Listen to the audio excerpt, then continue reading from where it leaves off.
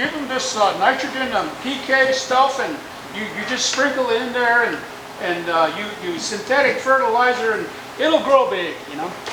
And if you mess with the seeds in there, put E. coli on there so rapid, it'll be the transition between that. And then once you grow the seeds, then why do you think we're getting E. coli in our lettuce? It's because they're coating it on the seeds itself.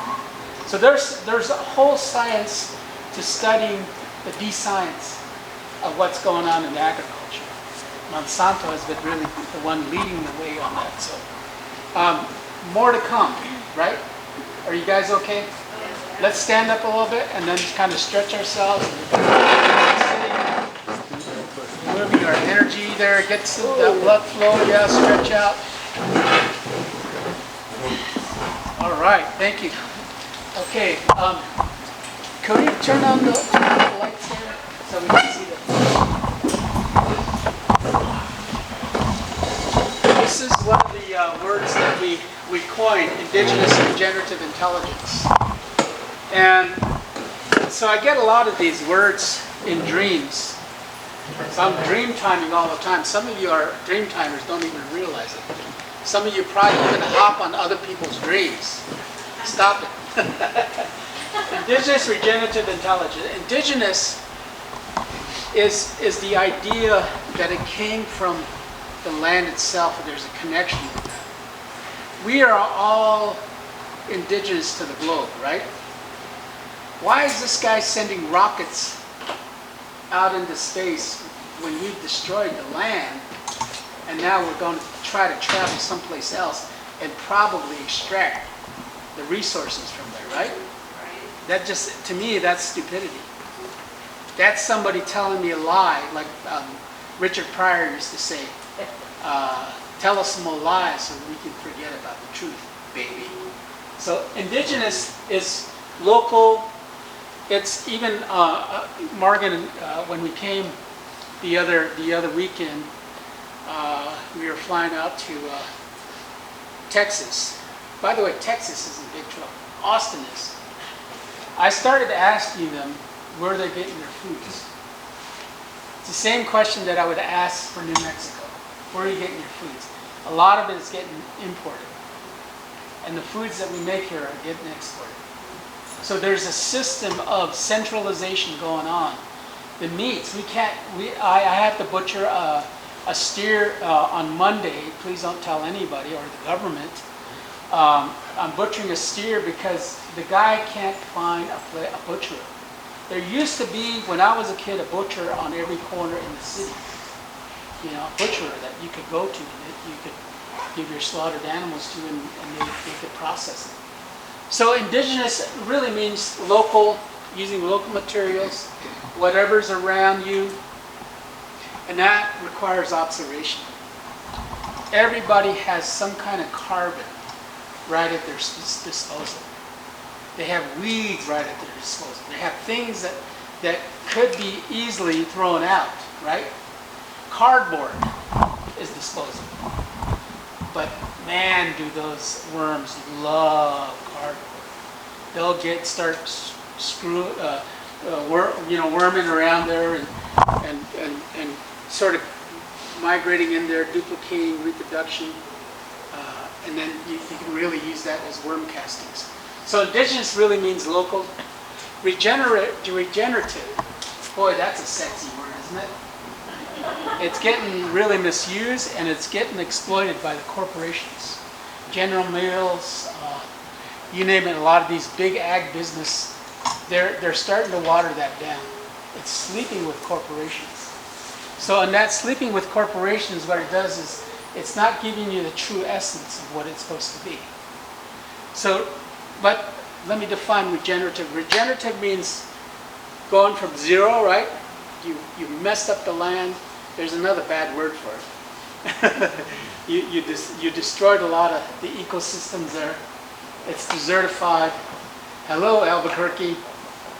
You've made cement prairies out of areas where it should have had grass. And then you're taking that, which is really the case here in the urban areas, going from zero and starting to regenerate. We've been degenerating now we're starting to look at things as regenerative. So it's really starting from zero and moving forward, right? And some of us are aging really fast, but we can slow that down by regenerating our bones, our cells with nutrient-dense foods. We don't realize that the garden has more nutrient density than what you would go to Smith's, Safeway, or even the La Matanita, which you guys, some of you are hooked into. We tested our produce against La Matanita, organic grocery store, and we also tested it against conventional farming. And our garden itself produced high nutrient-dense foods. So just imagine if we could get a slew of gardeners gardening in Albuquerque. We were on the panel discussion at Pioneers in Berkeley 2 weeks ago, or was it last week? It's all in a dream. But they were they're out of space. They're out of places where they can grow, so they're going to the rooftops. And they're this guy's making a lot of money, and there's a lot of companies telling them, you start some regenerative garden beds on top of the roof, and figure it's the way in.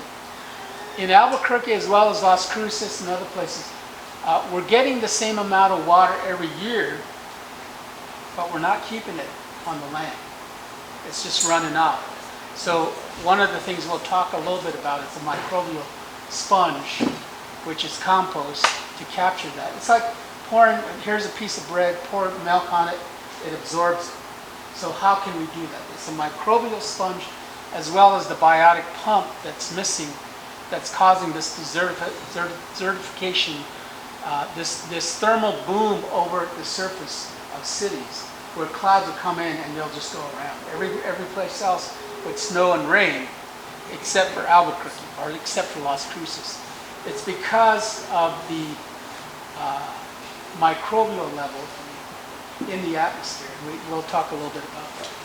So regenerating is much more than just a sexy word. It's what we're doing. And the intelligence is knowing how to incorporate it, how to apply it, how to make it work. Soil life farming, healing the soil, healing the soul, which is, I think, kind of speaks to you guys, right? You're healers. I heard a lot of healers, or I felt a lot of healers walk by me today. In healing the soil, we heal ourselves. And when we heal ourselves, we heal others in the community. Put that in your coffee this morning. Okay, next. Oh, by the way, to this picture, we went down to Canyon de Chelly, which is kind of the ancestral lands and the beginning. This was the further, there's a little hogan to the right where that black bubble is. This was left alone. They would graze their sheep, horses in there, and you see how when they left, nature came back to its own self. We're not the big shot on the planet. We're not. It's this colonization that says this, you're very important, you got individual rights, And that individual rights is really what's causing problems today. So-called democracy, mobism. We have forgotten this community sense of belonging and taking the... See, the thing about China is that they're thinking about the next generation. They're not thinking about themselves. But us Americans, we're very existential. We're just thinking about ourselves. What we're going to consume, how we're going to have the softest chairs, right? I can go down there. Why'd you put that in there? You want to... Well, you're the one that put it in there, right? No, it's what you've been talking about. Okay. I throw out stuff like this sometimes in my dream, and she has a recorder, she puts it on. I think that's one of those things. Go ahead. No, just about becoming indigenous back to your land, and just being able to feel with the land again. I know from my ancestral background, it's been a background of domination, And that's what I've been taught, you know, with the garden and stuff, you dominate the plants. I'm in control, and I tell the plants everything what to do. I feed the plants, whatever, I'm in charge. And a couple of years ago, well, it's been a number of years ago now, but James started challenging me to start listening to the plants. And from my background, I'm like, listen to plants? How in the world do you do that, you know? And so I just began to meditate and pray about, well, so how do I do this? And one day I went down to a field of amaranth. I was going to pick the wild amaranth and harvest it, and I just took some time to sit there and start thanking them for growing and providing food, and just for just being there, their beauty and everything. And I just all of a sudden just felt so overwhelmed, and I just started crying. And it was at that moment I realized that I was not above the plants. I was eye to eye, and this is how I was just one of many. I was not in a dominant culture, you know, and I wasn't better than them or than the animals. And so as I began that journey, it just really helped me on how to relate with the soil again. The microbes, I mean, how do you relate to microbes when you can't even see them? You know, so how do you feel? How do you start listen with your heart? Morgan, can you grab the lights real quick?